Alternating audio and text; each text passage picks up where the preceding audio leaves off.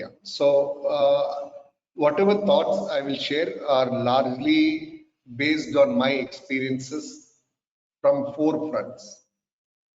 One is I've been a practicing chartered accountant for about 9 years. Majority of my clients were MSME clients, so the experience of working with them. Second is in the current organization where I am as a CFO. When I joined, the company was little less than a 500 crore company, maybe almost the size of a medium or little above a medium at that time, and a turnaround company. And from their journey here, experiences out of that. Third is I'm and by design, and I'm happy. I am an independent director on India's first small medium enterprise listed on the National Stock Exchange SME platform, and it happens to be a company from Chennai, a company called Tejo Engineering Limited. I also happen to be the audit committee chairman. I've been there for a little over 8 years or 9 years now. And this particular company, when we did the IPO on the NSE SME platform, the market cap based on the issue price was about 70 crores. And today its market cap is about 800 crores.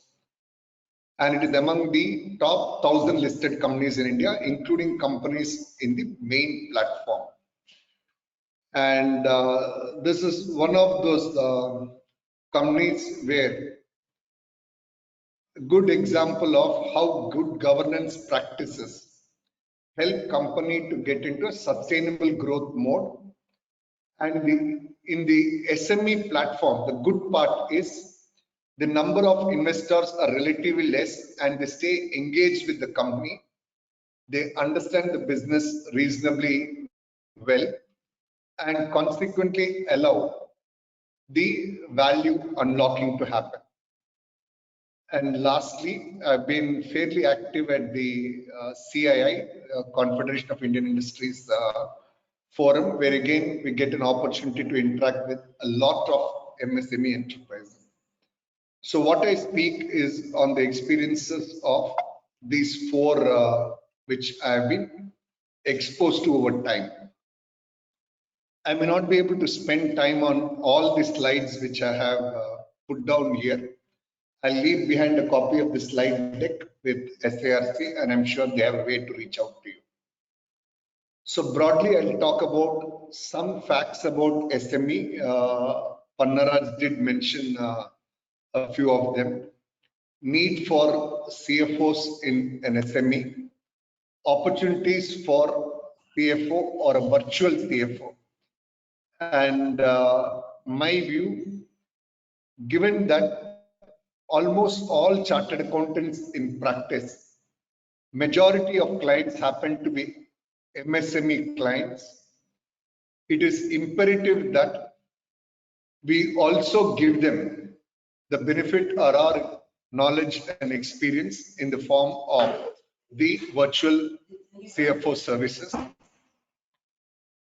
What typically is the role of a CFO as part of the CFO suite? 7 guiding principles for a new CFO of an SME. This is one set of slides on which I will spend reasonable time. 4 roles of a CFO for principles to be an effective CFO, and then I'll move to the closing remarks. A few slides, 4 or 5 slides on a few important facts about SME growth in India. And I would encourage many to actively look at a career in SME enterprises. Many of us are reasonably comfortable working with larger enterprises, but I would encourage some of you to take that little disruptive step of being part of a bigger value creation. So over 6.3 crores of MSMEs, and from the government, there is substantial focus to support this particular sector, including during the COVID times. Of course, it does come with its caveat and all. But important is the private retirement funds are allowed to invest about 5% in category 1 and category 2 alternate investment funds, which are regulated by SEBI. Why this is important? Because for the MSME sector, risk capital is the most important one. The availability of risk capital is pretty limited, and that becomes a limiting factor for most of the MSMEs to function. So an organized approach of having more organized money reach the MSME sector, particularly equity, which I call as risk capital, is a very welcome step. At the Bombay Stock Exchange, we have similar stats for National Stock Exchange, but I've just put one stock exchange to get a flavor of what it is. The market cap of companies who are listed on the SME platform is about 31,000 crores, and they have raised about 3,500 crores. So with the very less dilution, they have diluted 20-25%, and they have created so much of value. Companies listed are about 342, and the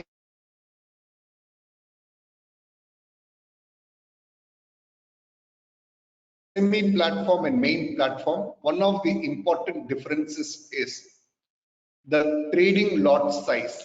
If you are in the SME platform, the minimum lots you can trade is in multiples of 1 lakh. So it brings in very limited number of investors. So some companies prefer to move to the main board over time. And while there are companies who are listed on the stock exchange, there are some companies where there is not much of investor interest, and the trading lots of 1 lakh are not available. So effectively about 103 companies get traded on a daily basis, and there are few companies who haven't been able to meet the criteria of listing in terms of half-yearly financial statements, etc., whose trading gets suspended. But what is exciting is the future of the SME platform in both these stock exchanges is that more than 60 companies are now planning. They have filed their prospectuses or different stage of filing prospectus for getting listed in this exchange.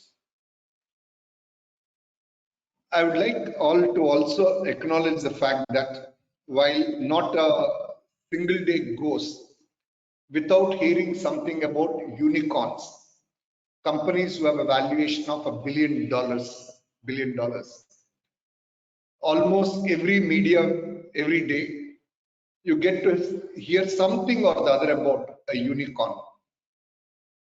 In India, as we speak now, there are about 58 unicorns, enterprises whose value is beyond $1 billion, which means beyond 7,500 crores.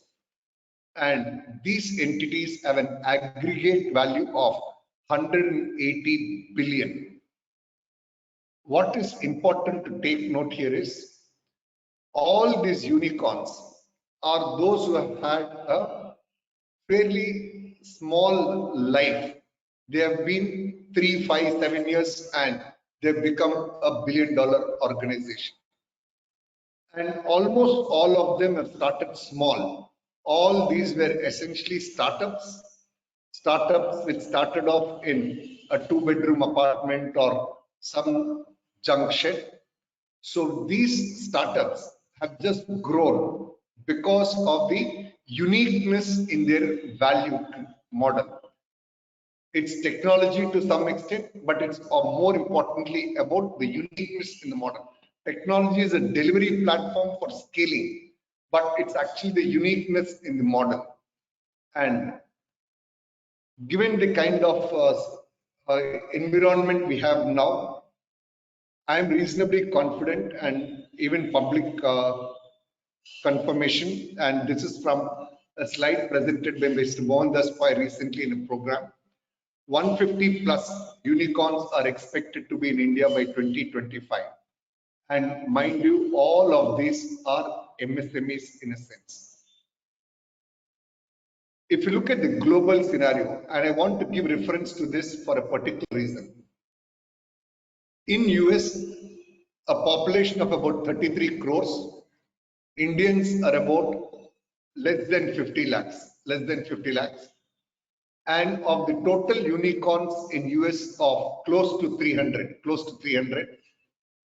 about 67 of them are unicorns where Indians are the founders. What is important is in the US population, Indians are just about 1.3%, but they constitute or they are founders of 23% of the unicorns.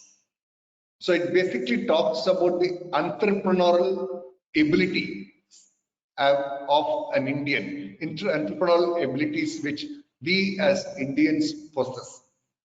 And all of these have started small and they have grown over a period of time, and the scale has helped them to become these billion-dollar organizations. So why is there a need for a CFO in a SME, an industry perspective? This is a segment which employs, after agriculture, the highest number of people. Almost 40% of people work in the sector. 11 crore people work here. 40% of exports are from the small medium enterprises. Point to take note is, individually these are small, but collectively it's a huge segment, and they deal with more than 6,000 products, contribute to nearly 37% of GDP, not a small number. And in the manufacturing output as well, 45% of it comes from SMEs. And when you look at the growth rates as well, this is the segment which contributes a double-digit growth rate. Almost about 15 lakh crores of fixed assets are there. I want you to take one important point out of this slide: bank lending. So SMEs constitute nearly 40% of GDP, 40% of exports, 40% of manufacturing output, but the bank's lending is limited to just about 16%. Now, and that makes the job of a CFO so tough. From the management perspective, the promoter, principal, shareholder, owner, CEO, whatever be the title, the expectation for them is a better understanding of financial matters, ability to access capital, give advice on decisions which have a financial impact, build credibility. I'll spend a minute on this, building credibility. For most of the MSME organizations, apart from the entrepreneur, the head of finance, you call him CFO, whatever designation, he is the face of the organization. So typically in an MSME, the interactions with bankers who contribute almost 2 times your shareholders' funds. Typical debt equity ratio of 2:1. 2 times your shareholders' funds. The face is the CFO. For the creditors, where you manage those lines of credit, timely payments, etc., the face for creditors is again the CFO. And for working capital management, timely collections, putting pressure on collections, The face again is the CFO. And from the governance regulatory compliances perspective, again, it is CFO. So it is this one soul who actually presents a credible outlook about the organization. So his conduct and actions actually build credibility to the organization. So the way this person conducts himself with all of these people in the ecosystem, which I just mentioned, is what brings credibility to an organization and equally beat the competition and stay ahead.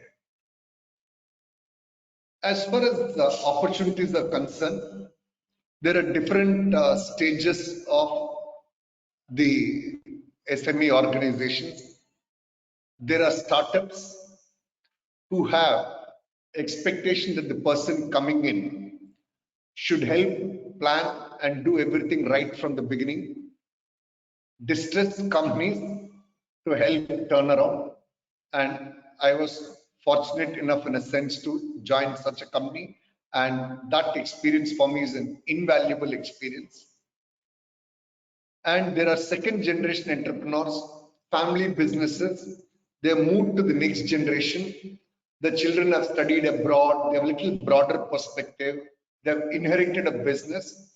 So those kind of entrepreneurs are now looking at making the organization a little more process driven and bring in more professional management.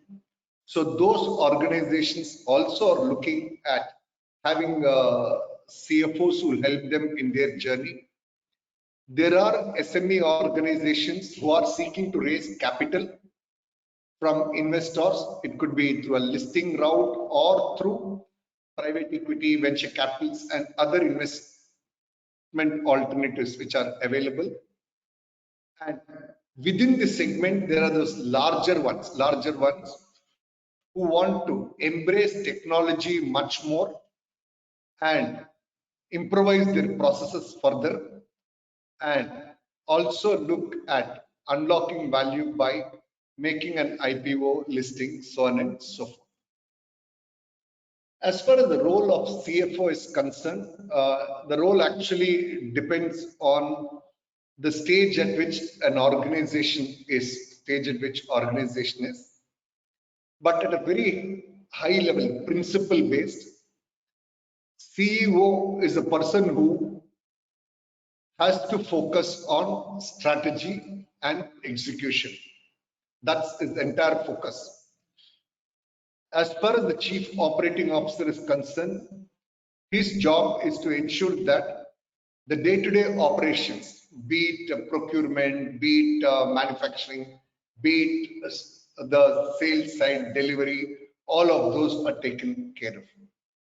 But as far as the CFO role is concerned, there is, beyond what we all normally think, a participation in the CEO's role in terms of enabling, developing a strategy and executing. Also working with the COO in terms of effective operations for a cost-effective delivery. And depending on size of the organizations as they grow, you have other CXO suite roles as well which come in. The next few slides are an important set of slides which I would like to share with you, which are again based on my experience, which I call as the golden principles for somebody who is joining an SME as a CFO.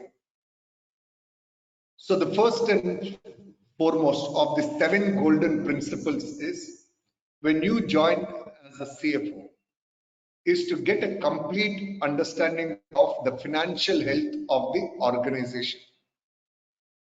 Is the entity making or losing money? Sources of revenue, top 5 expenses, working capital payables, receivables, liquidity position, and most important, while it's given as the last one, my personal experience, and I value it the most in this list, I value it the most, learn everything about the business. If there is one person in the organization who should have a 360-degree view of the business, it has to be the CFO. A CEO, a COO, and any other designation, marketing head, whoever, they can afford not to know some portions of the business, but as a CFO, one needs to have a complete understanding of the business. And for me, that's the most important in this list. The next guiding principle, and particularly when it is relatively smaller organization, I would encourage that the bank account and all the financial instruments, the signature power should be only with the CFO and CEO. It might look very routine, but it's very important that for a 10 crore company, 20 crore company, 40 crore company, a 50 crore company, 100 crore company, the CFO has to personally authorize the payments. Only then he will get the pulse of where the money is going. Understanding it by looking spreadsheets and all is different. When you sign an voucher and you authorize a payment and you make the payment is quite different.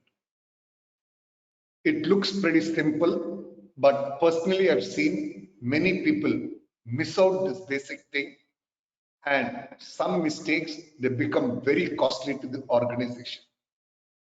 And if they are family businesses, I would strongly encourage that as a professional CFO to deal with family money separately from the business money.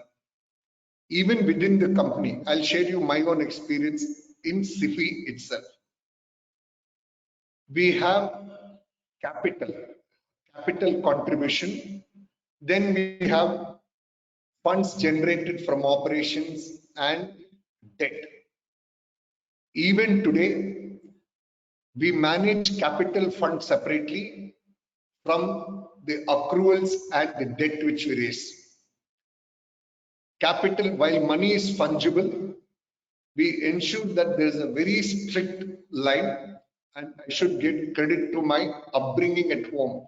That's how my mother manages the day-to-day life, where capital funds are earmarked separately, and years in which dividend is not paid, we transfer that money into the capital fund, and capital funds used for acquiring depreciable assets.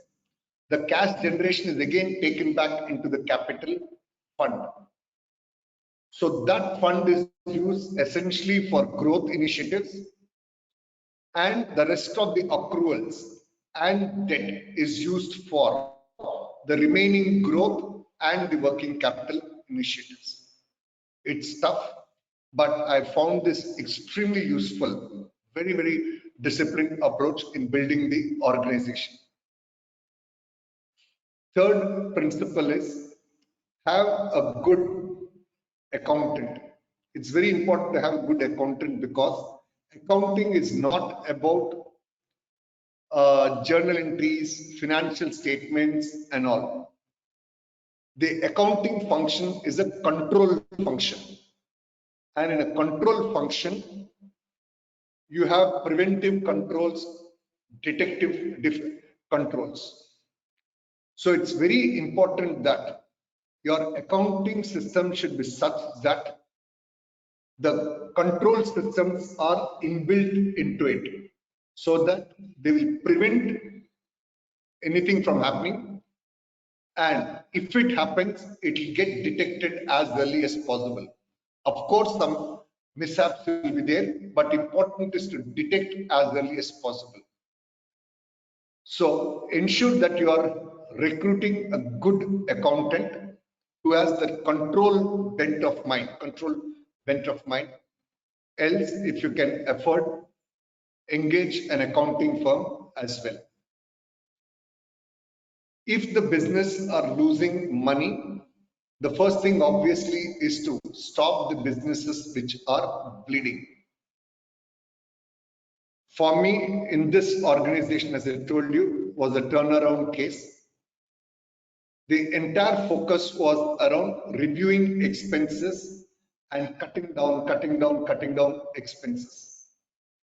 It's not an easy job, particularly when you have 1,500 people, 2,000 people in your organizations, where each of them for their respective roles will keep asking you about funds to be allocated for their projects, their initiatives.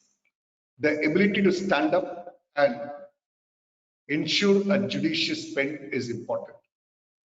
And while controlling expenses, obviously 80-20 principle, start with big ticket items first and keep working your way down. And if the company has borrowings, review the contractual terms, and in the borrowings, every 10 basis points you save, from 9% to 8.9%, processing charges from 1% to 0.75%. All of them have a substantial impact. One is a direct expense and cash flow impact, but importantly, you are also giving a message to the rest of the organization. You are giving a message to the rest of the organization that, look, I have done my bit. You also walk your extra two steps in terms of ensuring this level of efficiency. Fifth is another very important control element, which is on budget.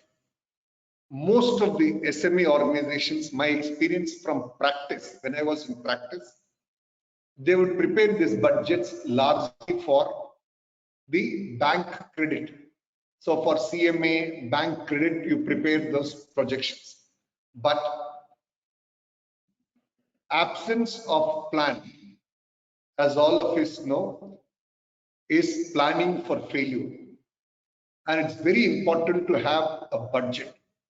And for the budget, the best way to build it up is on a grounds up basis. And when you build it on a grounds up basis, one important point I'd like to share here is, do not get into a role of compiling the inputs which have come. So if you are compiling it, there is zero value add. So once the numbers come from the various arms of the organization, spend time with them, understand how these numbers have come, why cannot be a different number, and then arrive at the right kind of budgeting and break it up as month-wise budget. And for somebody to be a good CFO, my experience again is, many times people think CFO is about a larger picture, thinking big strategy and all, but I would like to have a little different opinion. It's extremely important that you should know every detail of what's happening in the organization, and everything which is there in the organization should be aligned to the overall objective of the organization. If I'm spending this, is it having an impact? What is the impact for my organization objective? If I'm giving time for a particular activity, is it having a correlation to my overall objective? That's pretty important. And while doing this, while most of us as finance people are seen as people who are frugal, I would encourage that you should try to bring a bit of balance so that people know that you're not just looking at cutting corners, cutting costs, but actually looking at investing every rupee more productively. That branding internally is important. Penultimate principle, expense management. As far as expenses are concerned, make the user groups of the organization have a budget, and every expense you have to approve it only against the budget. So do not give any scope for unplanned expenditure. The moment you open the gate, it's over, it will flood. So it's important that we build the discipline in the people that if they have planned for it and it's approved, here is the money. Unplanned, now you want to do it, forget it, wait for a later point in time. It's a hard message, but has to be done. And one important point I'd like to leave here as a very, very important takeaway is on headcount, is on manpower. For SME sector in particular, the decision for recruiting a manpower, whether it is manpower costing 2 lakhs per annum or 15 lakhs per annum, whatever be the salary, whether it's 2 lakhs salary a year, which means 15,000 a month salary, or 1 lakh salary a month, doesn't matter. That headcount approval should necessarily have the approval of CFO. I personally see each headcount as not a 2 lakh salary, not a 2 lakh salary. I see it as equivalent to buying a machinery for a 40 lakhs or 20 lakhs. If I buy a machinery, assuming 10-year life, 20 lakhs machinery, my annual cost is 2 lakhs. So whatever thinking I put in buying a 20 lakh machinery, same kind of thinking I should put when I recruit a 2 lakh employee. If it's a 15 lakh annual salary package, I should think of it like buying a machinery of 1.5 crores machinery. So would I put that kind of money to buy that machinery?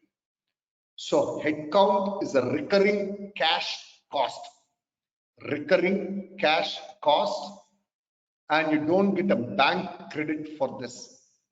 So headcount decisions have to be extremely sensitive and taken with lot of discipline, more so in the case of an SME business. Lastly, as a CFO, people look at you for all the compliances of an organization. I would like to highlight 2 points on this. You can read the remaining 3 points. And I would like you all to pass this message at every forum you come across. My personal thought is, many people I come across, they keep telling compliances are costly, etc., etc., and they try to find ways in which compliances can be minimized. I would like to state that compliances are costly, whether it is pollution compliance, environment compliance, municipal taxes, local regulations, building construction compliances, whatever. All the compliances are costly, but non-compliance is fatal.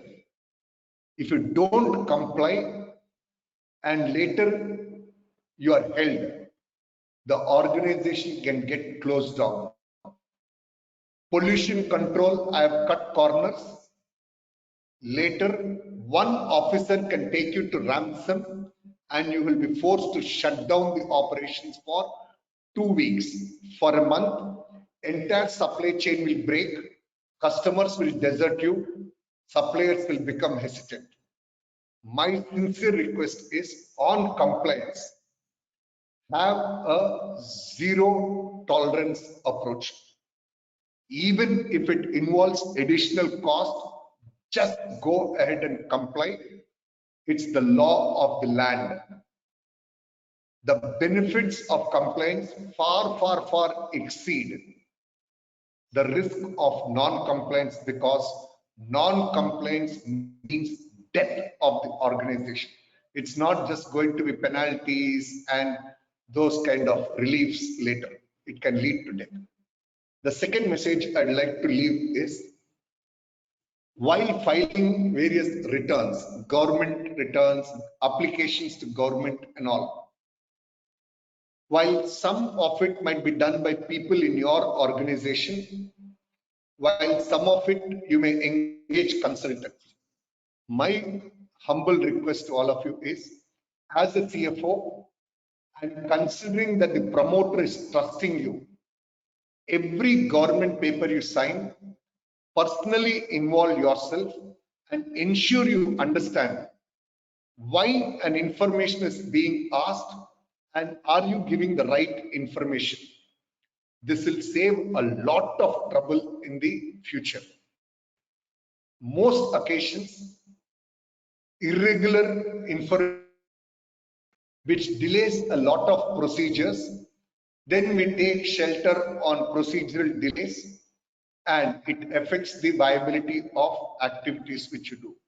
My request is personally be involved in every single piece of paper being filed with government and government authorities. Attributes for a CFO in an SME organization. It is true that CFOs of an SME, the position is riskier than that in a larger organization. Larger organization, you have an army of people. Beyond that, you have multiple audits and fairly established audit procedures and all. You are able to invest quite a bit on technology, GRC compliance, etc. So does this mean the CFO roles in SME is only for those who are brave? My view, certainly yes. So if you want to be a CFO in an SME, you need to be really made of that extra metal to be successful there. While becoming a CFO of an SME, it's important to have a right partnership with a CEO. So between the two, there's so much of collaborative work which is required that you need to ensure that you have the right kind of bonding. There could be some of you here who are working in corporates want to now come and take the CFO roles in SMEs, or who are finance directors, etc., or practicing members want to come in here.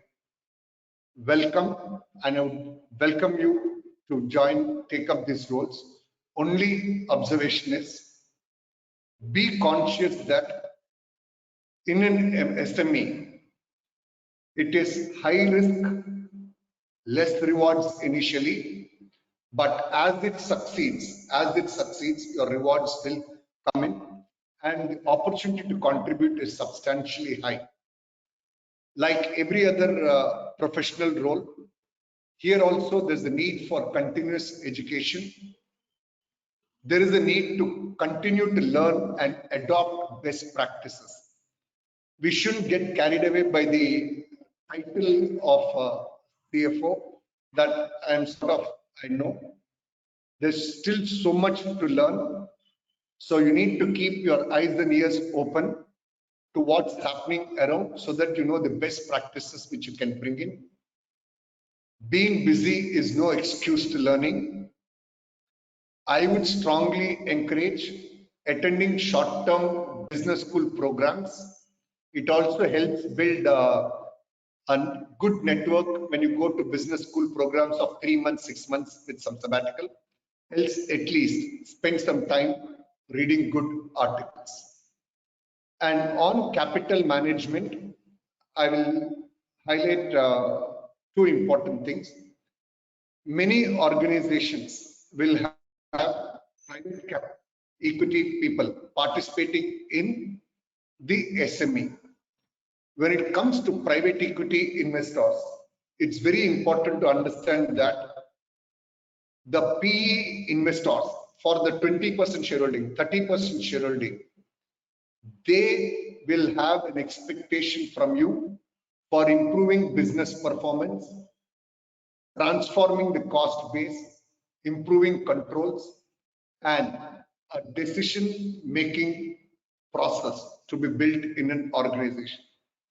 And many cases, the moment PE funds come in, they would most likely ask the exit the incumbent CFO to leave, and they will bring in experience of meeting the private equity investors' expectations. Their expectations are quite different. And as long as you're talking to them till the money comes in, their language and conversations are part A.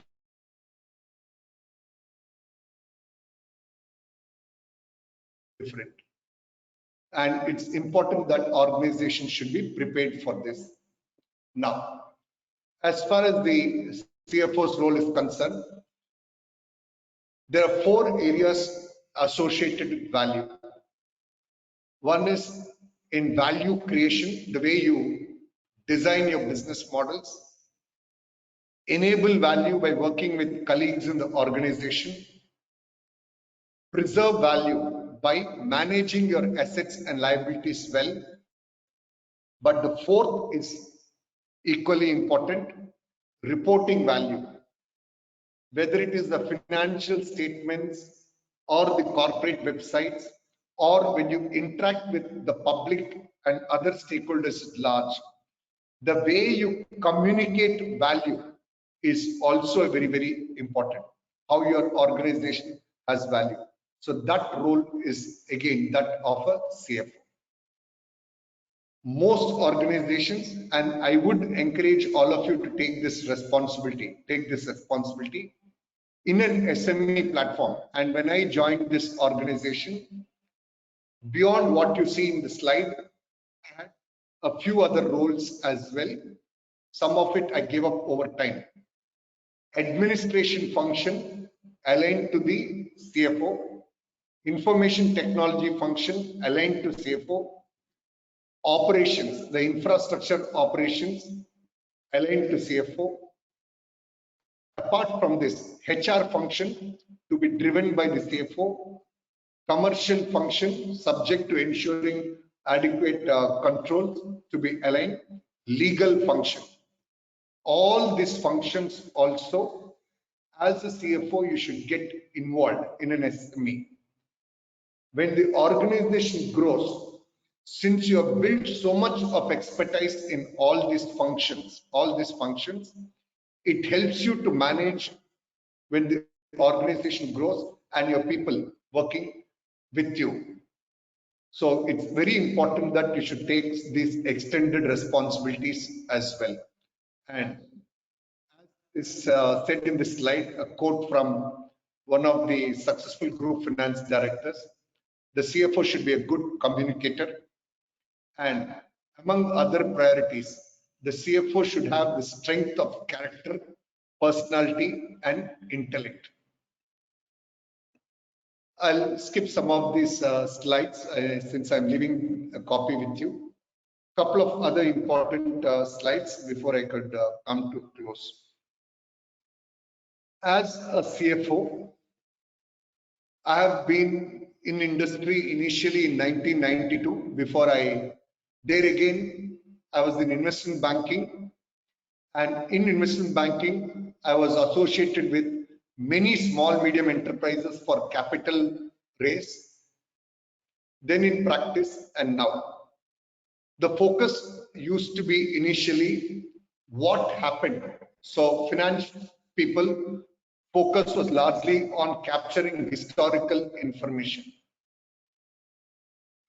Now the focus is largely on capturing what's happening now on a real-time basis to help decision making.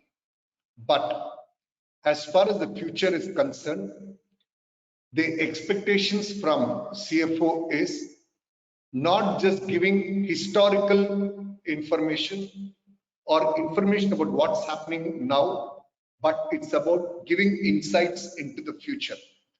So given your knowledge, what is it that's likely to happen in future? That ability is what most will expect. And this slide and the next slide are from the Certified Institute of Management Accountants, London. These are slides relatively old, but they are relevant even now.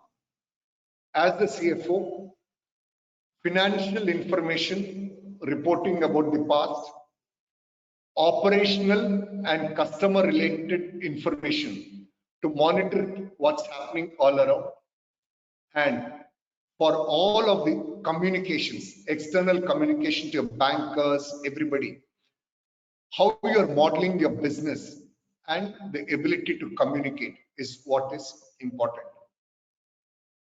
And as I said, this slide again, little old slide, but I'm sure many of you will be able to connect to this slide well. There are technical skills, people skills. As chartered accountants, invariably technical skills are there. And on the other extreme, you have the people skills. When it comes to your efficiency of functioning, from data capture to reporting to analysis to insight to influencing decision making and making an impact. Most of us, look at the bottom part, we are so comfortable being in the comfort zone.